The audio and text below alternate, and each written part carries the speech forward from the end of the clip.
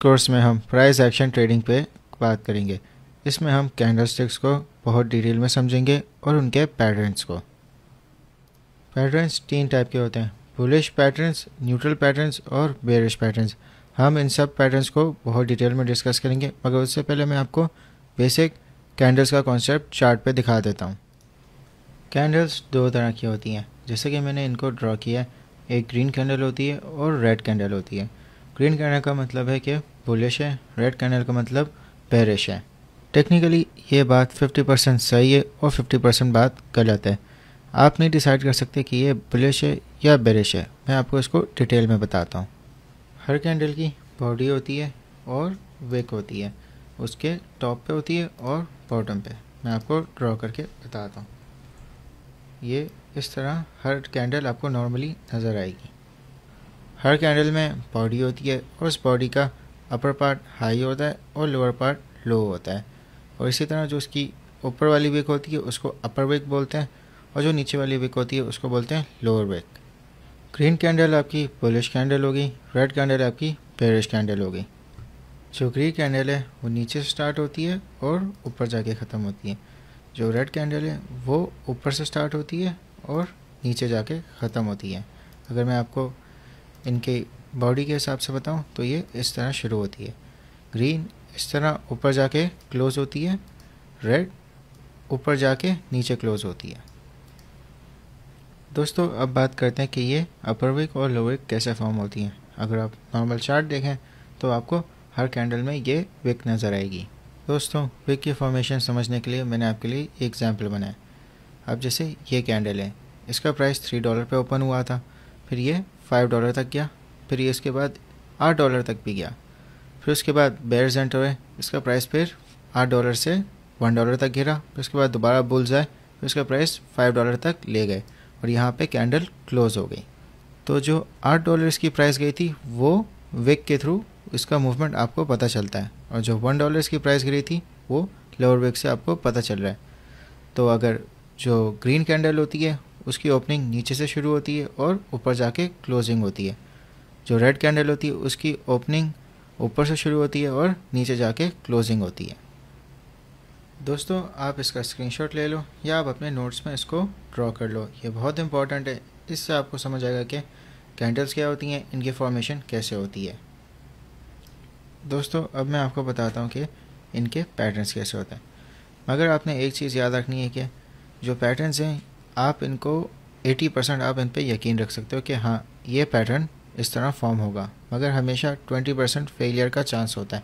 तो आप किसी भी चीज़ पे 100% रिलाई नहीं कर सकते, क्योंकि ये जो कैंडल्स होती हैं ये ह्यूमन बिहेवियर को रिफ्लेक्ट करी हैं।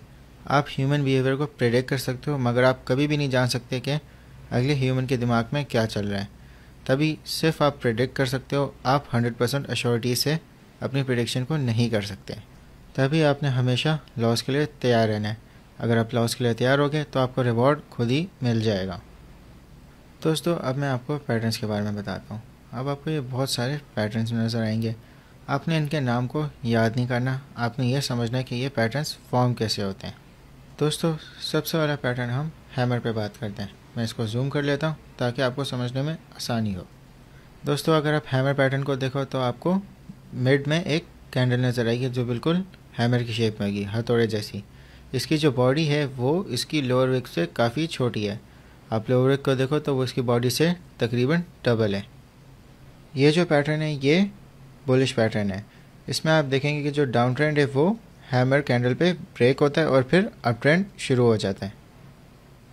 इसी तरह इन्वर्टेड हैमर है, ये इसका ऑपोजिट पैटर्न है, मगर ये भी बुलिश पैटर्न है, क्योंकि अगर आप देखें कि ये डाउन ट्रेंड था और फिर इसने अपर विक पे ये हैमर फॉर्म की है और फिर यहाँ से अप ट्रेंड शुरू हो गया। ड्रैगन फ्लाई डोजी बिल्कुल सिमिलर है, इसमें भी डाउन ट्रेंड है और फिर अप ट्रेंड पे आ जाता है। जो इसका पैटर्न है वो उसको डोजी इसलिए बोलते हैं क्योंकि जो इसकी बॉडी है वो बिल्कुल छोटी सी है, जहाँ पे वो स्टार्ट हुई वहीं पे वो ख़त्म हुई है, मगर जो इसकी लोअर विक है वो काफ़ी बड़ी है। तो जो इसकी बॉडी है वो बिल्कुल ना होने के बराबर है। जो बुलिश स्पिनिंग टॉप होता है उसमें जो बॉडी होती है वो बिल्कुल इक्वल साइज़ की होती है, अपर से भी लोअर से भी, और जो इनकी अपर और लोअर विक होती है वो भी बिल्कुल सेम साइज़ की होती हैं। फिर दोस्तों बुलिश किकर में आपको एक बुलिश कैंडल नज़र आएगी, फिर उसके बाद इमीडिएटली एक दोबारा से एक बुलिश कैंडल होगी। तो ये एक साइन होता है मार्केट के रिवर्सल का। जो बुलिश इनगल्फिंग है उसमें आपको एक बुलिश कैंडल मिलेगी और उसके बाद एक दूसरी बड़ी बुलिश कैंडल मिलेगी। जो दूसरी कैंडल है वो पहली कैंडल को इनगल्फ करेगी, यानी जो पहली कैंडल का जो अपर विक होगा उससे बड़ी उसकी बॉडी होगी। बुलिश हरामी ये उर्दू में नहीं है, ये एक जापानीज़ वर्ड है। तो इसमें जो होगा इस बुलिश इनगल्फिंग का रिवर्स पैटर्न होगा। पहले आपको एक बड़ी कैंडल मिलेगी और फिर बाद में उसको एक छोटी कैंडल फॉलो करेगी। तो जो बड़ी कैंडल का जो अपर विक होगा उससे छोटी उसकी बॉडी होगी। फिर इसके बाद आती है पियर्सिंग लाइन। पियर्सिंग लाइन में एक बुलिश कैंडल होगी, फिर एक दूसरी कैंडल उसको फॉलो करेगी।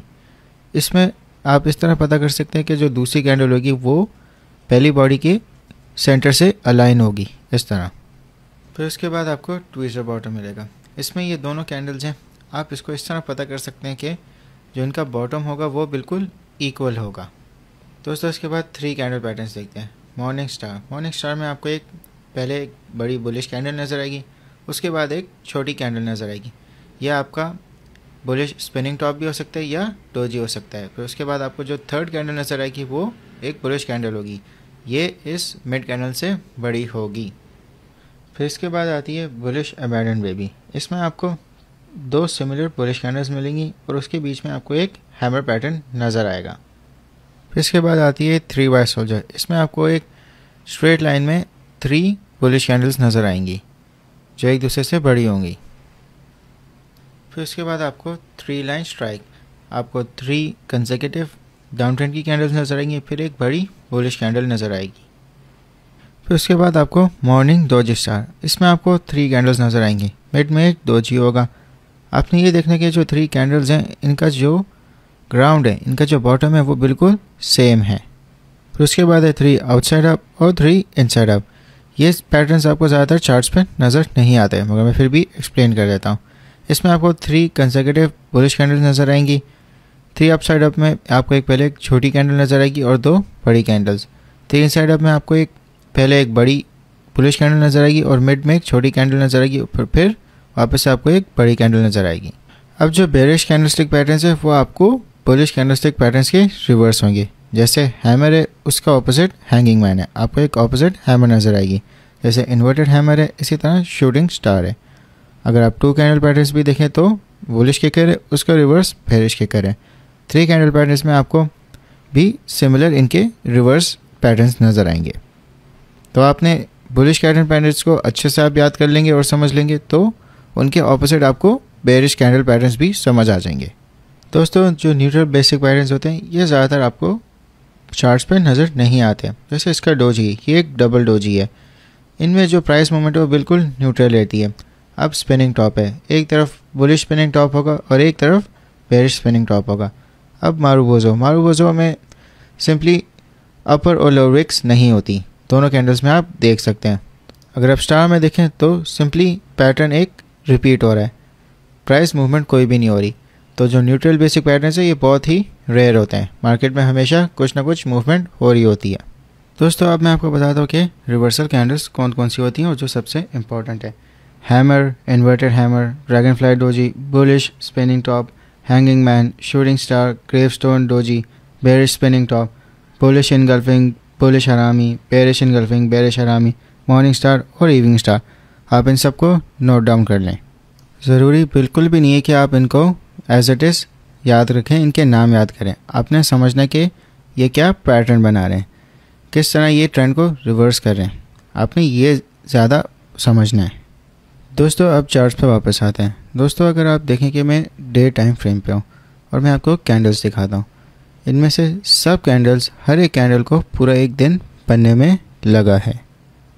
दोस्तों अगर आप यहाँ पे देखोगे तो आपको टाइम नज़र आएगा, ये टाइम जोन है। अगर इसको मैं सिलेक्ट करता हूँ और मैं पाकिस्तान में हूँ तो मैं कराची सिलेक्ट कर लेता हूँ, तो ये कराची का करंट टाइम है। और UTC+5 का मतलब कि इस टाइम पे 5 बजे डेली क्लोजिंग हो जाएगी। तो ठीक कराची के 5 बजे यहाँ पे जो डेली कैंडल है वो क्लोज़ हो जाएगी।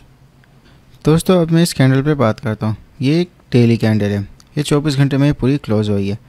अब आपने समझा कि इस कैंडल में हुआ क्या है।